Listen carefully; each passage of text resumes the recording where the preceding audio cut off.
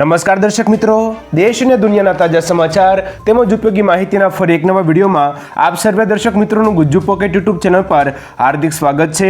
આજના સૌથી પહેલા મહત્વના સમાચારમાં આનંદો, સરકારે વધારી સમય મર્યાદા। આ વિશે વિગતથી વાત કરીએ તો ફાસ્ટેગનું કેવાયસી પૂર્ણ કરવા માટે તમને વધુ એક મહિનાનો સમય મળશે। મિત્રો, આપણે જણાવી દઈએ કે કેવાયસી કરાવવાની છેલ્લી તારીખ 31મી જાન્યુઆરી 2024 હતી। હવે મિત્રો, તમે 29મી ફેબ્રુઆરી 2024 સુધી ફાસ્ટેગનું કેવાયસી કરાવી શકો છો। ફાસ્ટેગનું ઓનલાઈન કેવાયસી કરાવવા તેની સોશિયલ વેબસાઇટ જે સ્ક્રીન ઉપર આપેલી છે તેના ઉપર લોગિન કરો અને માય પ્રોફાઇલ પર જઈને કેવાયસી અપડેટ કરવાની પ્રક્રિયા પૂર્ણ કરી શકો છો। ત્યારબાદના વધુ એક મહત્વના સમાચારમાં યુનાઇટેડ આરબ અમીરાતમાં હિન્દુ મંદિર 14મી ફેબ્રુઆરીએ ખુલશે। આ વિશે વિગતથી જાણીએ તો વડાપ્રધાન મોદી આ મહિનાની 14મી તારીખે સંયુક્ત આરબ અમીરાતમાં સ્વામિનારાયણ સંસ્થાન દ્વારા બનાવવામાં આવી રહેલા હિન્દુ મંદિરનું ઉદ્ઘાટન કરશે।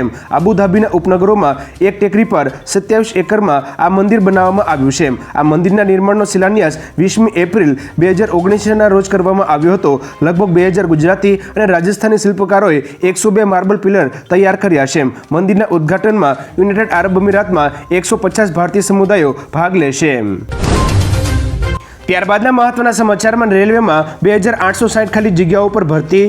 આ વિશે વિગતથી વાત કરીએ તો દક્ષિણ ભારતીય રેલવે વિવિધ ભાગોમાં 2860 એપ્રેન્ટિસની ખાલી જગ્યાઓ માટે અરજીઓ આમંત્રિત કરે છે।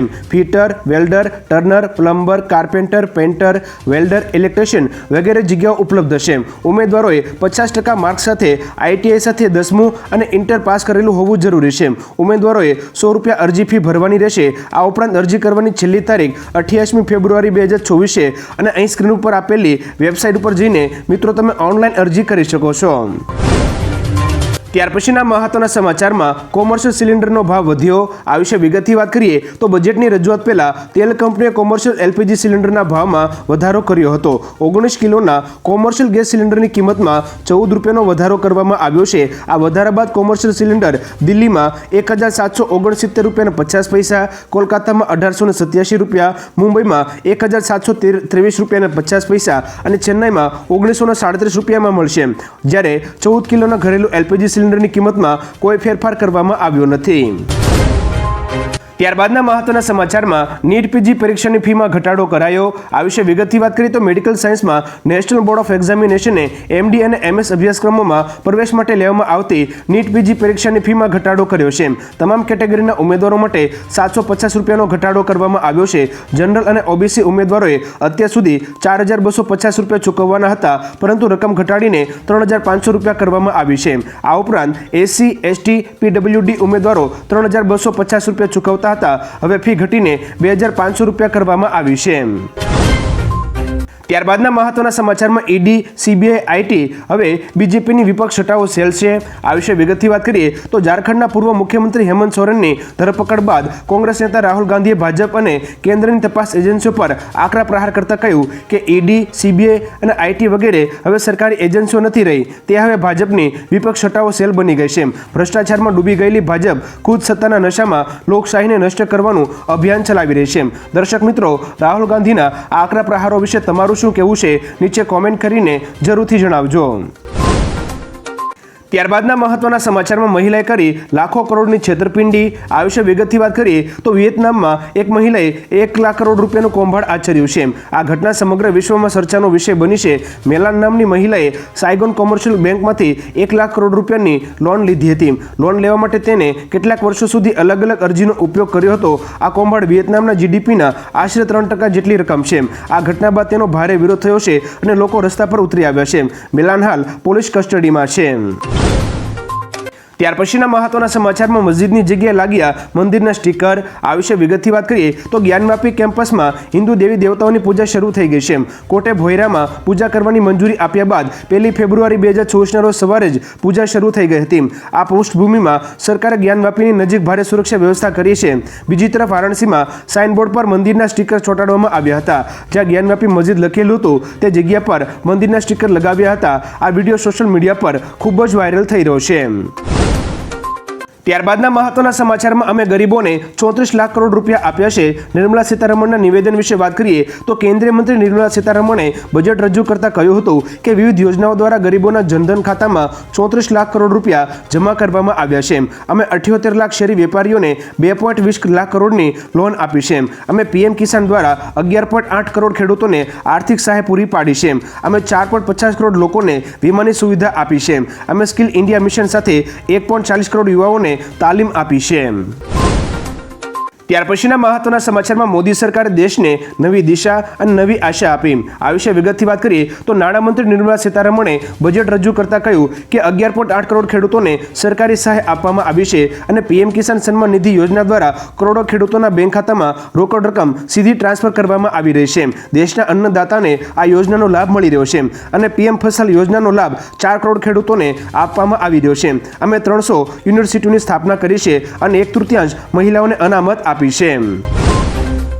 ત્યારબાદના મહત્વના સમાચારમાં 25 કરોડ લોકો ગરીબીમાંથી બહાર આવ્યા. આ વિશે વિગતથી વાત કરીએ તો બજેટ રજૂ કરતા નાણામંત્રી નિર્મલા સીતારમણે કહ્યું કે ડેરી ક્ષેત્રમાં સારો વિકાસ થયો છે. 25 કરોડ લોકો ગરીબીની રેખામાંથી બહાર નીકળ્યા છે. નવી મેડિકલ કોલેજોની સ્થાપના માટે કમિટી બનાવવામાં આવી છે. સર્વાઇવલ કેન્સર માટે રસીકરણ અભિયાન પણ સરકારે શરૂ કર્યું છે. લખપતિ દીદી યોજનામાંથી 9 કરોડ મહિલાના જીવનમાં બદલાવ આવ્યો છે. 1 કરોડ મહિલાઓ લખપતિ દીદી બની છે. ખેડૂતોની આવક વધારવાના સરકારના પ્રયત્ન છે. આ ઉપરાંત માછીમારો વિકાસ માટે સરકાર પ્રતિબદ્ધ છે. દેશને એક નવી આશા મળી છે. ત્યાર પછીના મહત્વના સમાચારમાં 300 યુનિટ વીજળી મફત આપવામાં આવશે. આ વિશે વિગતથી વાત કરીએ તો કેન્દ્રીય મંત્રી નિર્મલા સીતારમણે બજેટ દરમિયાન કહ્યું કે સરકાર વીજળીની સમસ્યા ખતમ કરશે અને દેશને વીજળી વિના ઊભો કરવા પ્રતિબદ્ધ છે. દેશના કરોડો ઘરોમાં રૂફટોપ સોલર સેટઅપ લગાવવામાં આવશે. બજેટમાં જાહેરાત કરવામાં આવી હતી કે દરેક ઘરમાં 300 યુનિટ સૌર ઉર્જા મફત આપવામાં આવશે. તેમણે કહ્યું કે દરેક પરિવાર દર વર્ષે 15 થી 18,000 રૂપિયાની બચત કરશે. વપરાશ પૂરો થયા બાદ બાકીની વીજળી વિતરણ કંપનીઓને વેચી શકાશે. ત્યારબાદના મહત્વના સમાચારમાં 11 દિવસમાં કેટલા લોકોએ અયોધ્યામાં દર્શન કર્યા. આ વિશે વિગતથી વાત કરીએ તો અયોધ્યાના રામ મંદિરમાં ભક્તોની ભારે ભીડ ઉમટી રહી છે. અધિકારીઓએ ખુલાસો કર્યો છે કે પ્રાણ પ્રતિષ્ઠા કાર્યક્રમના 11 દિવસમાં લગભગ 25 લાખ શ્રદ્ધાળુઓએ ભગવાન રામલલ્લાના દર્શન કર્યા છે. તેમણે એમ પણ કહ્યું કે મંદિરની હુંડી માટે 11 કરોડ રૂપિયાનું દાન મળ્યું છે. હાલમાં ભક્તોને સવારે 6 થી રાતના 10 વાગ્યા સુધી રામલલ્લાના દર્શન કરવાની છૂટ આપવામાં આવી છે. ત્યાર પછીના મહત્વના સમાચારમાં શું છે બજેટમાં જણાવેલી લખપતિ દીદી યોજના. આ લખપતિ દીદી યોજના વિશે વિગતથી વાત કરીએ તો કેન્દ્રીય નાણામંત્રી નિર્મલા સીતારમણે વર્ષગાળાના બજેટ 2024માં લખપતિ દીદી યોજનાનો ઉલ્લેખ કર્યો હતો. આ યોજનાનો હેતુ દેશભરના ગામડાઓમાં 20 મિલિયન મહિલાઓને કૌશલ્ય વિકાસની તાલીમ આપવાનો છે. વડાપ્રધાન મોદીએ ગયા વર્ષે સ્વતંત્રતા દિવસના અવસરે આ યોજનાની જાહેરાત કરી હતી. આ યોજના અંતર્ગત મહિલાઓને પ્લમ્બિંગ કામ, LED બલ્બનું ઉત્પાદન, ડ્રોન ચલાવવા અને રિપેરિંગની તાલીમ આપવામાં આવે છે. ત્યાર પછીના મહત્વના સમાચારમાં લક્ષદ્વીપ માટે સરકાર કેવી યોજના લાવશે. આ વિશે વિગતથી વાત કરીએ તો વર્ષગાળાના બજેટમાં કેન્દ્રીય નાણામંત્રી નિર્મલા સીતારમણે જાહેરાત કરી હતી કે લક્ષદ્વીપ માટે નવી યોજનાઓ અમલમાં લવાશે. ભારત સાથે રાજદ્વારી સંઘર્ષમાં ઉતર્યા બાદ માલદીવના પ્રવાસન ઉદ્યોગને પણ મોટો ફટકો પડ્યો છે. ચૂંટણી બાદ જો ભાજપની સરકાર બને છે તો પૂર્ણકાલીન બજેટમાં સરકાર લક્ષદ્વીપને લઈ કેટલીક મોટી જાહેરાતો કરી શકે છે, જેનાથી આવનારા સમયમાં લક્ષદ્વીપ એક અલગ જ પર્યટન તરીકે વિકસિત થશે. ત્યારબાદના મહત્વના સમાચારમાં આંગણવાડી અને આશા વર્કર માટે સારા સમાચાર. આ વિશે વિગતથી વાત કરીએ તો કેન્દ્રીય નાણામંત્રી નિર્મલા સીતારમણે આંગણવાડી અને આશા વર્કરોને સારા સમાચાર આપ્યા છે. દેશભરમાંથી આંગણવાડી, આશા વર્કર અને હેલ્પરને આયુષ્યમાન ભારત યોજના હેઠળ લાવવાની જાહેરાત કરવામાં આવી છે. હાલમાં કેન્દ્ર આયુષ્યમાન ભારત કાર્ડ પર પરિવાર દીઠ 5 લાખ રૂપિયા સુધીનો આરોગ્ય વીમો આપે છે. ત્યારબાદના મહત્વના સમાચારમાં બજેટમાં રેલવે અને વિમાનને લઈને મોટી જાહેરાત પર નજર કરીએ તો દેશમાં 1000 નવા વિમાન ઉમેરાય છે. રેલવે માટે 3 નવી યોજનાઓ અમલમાં આવી છે. 517 નવા હવાઈ રૂટની શરૂઆત થઈ છે. દેશમાં એરપોર્ટની સંખ્યા 149 થઈ છે. રાજ્યોને વ્યાજમુક્ત લોન આપી રહ્યા છે. લક્ષદ્વીપમાં નવી યોજનાઓ શરૂ કરવામાં આવશે. અધ્યાત્મ પર્યટનના વિકાસ માટે પ્રયત્ન કરવામાં આવશે. પ્રવાસન ઉદ્યોગમાં FDIને પ્રોત્સાહન આપવામાં આવશે. આ ઉપરાંત મનરેગા યોજના માટે બજેટ 60,000 કરોડથી વધારીને 86,000 કરોડ રૂપિયા કરવામાં આવ્યું છે. ત્યારબાદના મહત્વના સમાચારમાં મધ્યમ વર્ગ માટે નવી હાઉસિંગ પોલિસી પર નજર કરીએ તો કેન્દ્રીય નાણામંત્રી નિર્મલા સીતારમણે કહ્યું કે મધ્યમ વર્ગના લોકો માટે નવી હાઉસિંગ પોલિસી લાવવામાં આવશે. તેમણે કહ્યું કે ઝૂંપડપટ્ટીમાં અને ભાડાના મકાનોમાં રહેતા લોકોને પોતાનું ઘર મેળવવાનું સપનું પૂરું થશે. એવું કહેવાય છે કે સરકાર મકાન બાંધવા કે ખરીદવામાં મદદ કરે છે. તેમણે યાદ અપાવ્યું કે અત્યાર સુધી ગ્રામીણ વિસ્તારોમાં પીએમ આવાસ યોજનાના 70% ઘર મહિલાઓના નામે આપવામાં આવ્યા છે. ત્યારબાદના મહત્વના સમાચારમાં કર માળખામાં કોઈ ફેરફાર નહીં. આ વિશે વિગતથી વાત કરીએ તો નાણામંત્રી નિર્મલા સીતારમણે કહ્યું કે ટેક્સ સ્લેબમાં કોઈ ફેરફાર કરાયો નથી. હાલમાં આવકવેરા ભરનારાઓને કોઈ રાહત આપવામાં આવી નથી. 7 લાખ રૂપિયા સુધીની આવક પર કોઈ ટેક્સ નથી. આવકવેરો ભરવાની પ્રક્રિયાને સરળ બનાવવામાં આવી છે. રિફંડ પણ ઝડપથી જારી કરવામાં આવે છે. જીએસટી કલેક્શન બમણું થયું છે. જીએસટી સાથે પરોક્ષ કર પ્રણાલીમાં ફેરફાર કરવામાં આવ્યો છે. ગત વર્ષના જ આવકવેરા આ વર્ષે લાગુ રહેશે. નમસ્કાર. શિયાળાની કડકડતી ઠંડીમાં રોજ ભૂંડના ત્રાસથી બચવા માટે લગાવો ઉચ્ચ ગુણવત્તાવાળું અને ગુજરાતના દરેક ખેડૂતોનો વિશ્વાસ જીતનારું સ્વાતિ સોલાર ઝટકા મશીન. નાનાથી લઈ મોટા દરેક મશીનમાં બેસ્ટમાં બેસ્ટ ક્વોલિટીની સાથોસાથ અડધી રાત્રે પણ ફોન ઉપાડે તેવી સર્વિસ આપતી કંપની એટલે સ્વાતિ ઝટકા મશીન. 1 વીઘાથી લઈ 200 વીઘાના ઝટકા મશીનો ખૂબ જ વ્યાજબી ભાવમાં તો મળે છે. સાથોસાથ હજારો ખેડૂતોનો એકમાત્ર વિશ્વાસ. અત્યારે જ ફોન કરો અને ખેતર સુધીની ફ્રી હોમ ડિલિવરી મેળવો. ત્યારબાદના મહત્વના સમાચારમાં રેલવે સંબંધિત બજેટમાં થયેલી જાહેરાતો પર નજર કરીએ તો 3 નવા રેલ કોરિડોર બનાવવામાં આવશે. આ ઉપરાંત ઇલેક્ટ્રિક ટ્રેનોને પ્રોત્સાહન આપવામાં આવશે. તે સિવાય 40,000 જનરલ રેલવે કોચને વંદે ભારત કોચમાં ફેરવવામાં આવશે. તેમજ પેસેન્જર ટ્રેનોના સંચાલનમાં સુધારો કરવામાં આવશે. આ સિવાય રેલ ટ્રાફિકમાં ઘટાડો થશે અને નૂર શુલ્ક ઘટાડવામાં આવશે. ત્યારબાદના મહત્વના સમાચારમાં બજેટ દરમિયાન નાણામંત્રીની મોટી વાતો પર નજર કરીએ તો બજેટ રજૂ કરતા નાણામંત્રી નિર્મલા સીતારમણે કહ્યું કે પશુપાલકો માટે યોજના લાવીશું. ડિફેન્સમાં ડીપ ટેકનોલોજીને પ્રોત્સાહન આપવામાં આવશે. કૃષિ માટે મોડર્ન સ્ટોરેજ અને સપ્લાય ચેન પર ફોકસ કરવામાં આવશે. તે સિવાય સરસવ અને મગફળીની ખેતીને પણ પ્રોત્સાહન આપવામાં આવશે. તે સિવાય મત્સ્ય યોજનાને પ્રોત્સાહન આપવામાં આવશે, જેના લીધે સીફૂડ એક્સપોર્ટ 2 ગણી કરવાનો લક્ષ્યાંક રાખવામાં આવ્યો છે.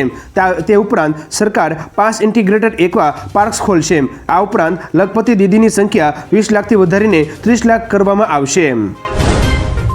ત્યારબાદના વધુ એક મહત્વના સમાચારમાં 10 વર્ષ જૂના પ્રત્યક્ષ બાકી કરને માફ કર્યા. આ વિશે વિગતથી જાણીએ તો વર્ષગાળાના બજેટમાં નાણાપ્રધાન નિર્મલા સીતારમણે જૂના પેન્ડિંગ નાના ટેક્સને માફ કર્યા છે. નાણામંત્રીએ જાહેરાત કરી હતી કે વર્ષ 2014 સુધીના તમામ પ્રત્યક્ષ કર જે 25,000 રૂપિયાથી ઓછા છે તે માફ કરવામાં આવશે. આ સાથે વર્ષ 2009 સુધી પેન્ડિંગ એવા તમામ ડાયરેક્ટ ટેક્સ કે જે રૂપિયા 10,000થી ઓછા છે તેમને માફ કરવામાં આવશે.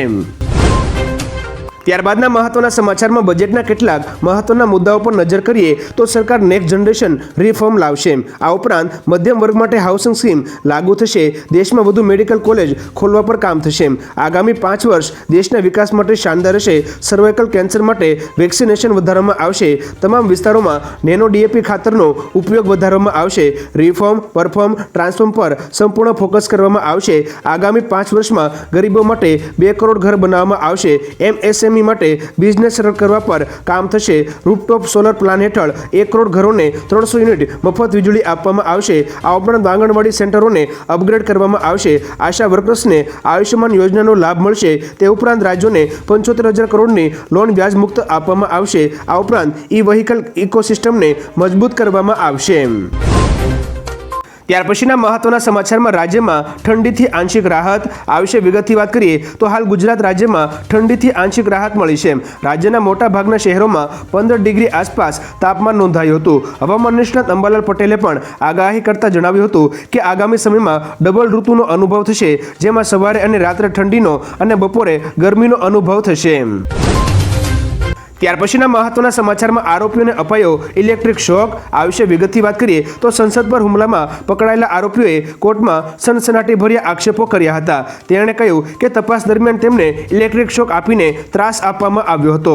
તેને રાષ્ટ્રદ્રોહ અધિનિયમ હેઠળ ગુનાઓ કબૂલ કરવાની ફરજ પાડવામાં આવી હતી. તેમને વિપક્ષી પાર્ટીઓ સાથે સંબંધ હોવાનું સ્વીકારવા લેખિત નિવેદન આપવાની તેમજ પોલીસે 70 કોરા પેજ પર સહી કરવાની ફરજ પાડી હતી. આગામી સુનાવણી 17મી ફેબ્રુઆરી 2024 સુધી મુલતવી રાખવામાં આવી છે. ત્યારબાદના મહત્વના સમાચારમાં બજેટ 2024 ના મોંઘું ના સસ્તું કેમ આ વિશે વિગતથી વાત કરીએ તો આ વખતે બજેટમાં વસ્તુઓ અને સુવિધાઓના ભાવમાં કોઈ ફરક નથી. આનું કારણ એ છે કે જીએસટી દર સ્થિર છે. જીએસટીની બેઠકોમાં જીએસટીનો દર નક્કી કરવામાં આવતો હોવાથી તે હવે બજેટમાં અસરકારક નથી, પરંતુ એક્સાઇઝ ડ્યુટી અને કસ્ટમ ડ્યુટીના દરોમાં ફેરફારને કારણે બજેટ પછી ઘણી વસ્તુઓ સસ્તી અને મોંઘી થઈ જાય છે, પરંતુ આ વખતે વ્યાજદરમાં કોઈ ફેરફાર ન કરાતા કોઈ પણ માલ સામાન સસ્તો કે મોંઘો થયો નથી.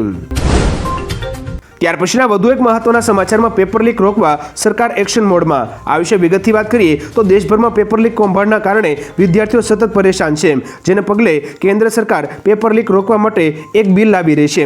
આ બિલ સોમવારે લોકસભામાં રજૂ કરવામાં આવશે. આ બિલમાં કેન્દ્રીય એજન્સીઓ દ્વારા લેવામાં આવતી સ્પર્ધાત્મક પરીક્ષાઓ અને યુનિવર્સિટીની પરીક્ષાઓનો સમાવેશ કરવામાં આવશે. બિલ હેઠળ દંડ અને જેલની સજાની જોગવાઈ છે. આ કાયદા હેઠળ કેન્દ્ર સરકાર ઉચ્ચસ્તરીય રાષ્ટ્રીય ટેકનિકલ સમિતિની રચના કરશે.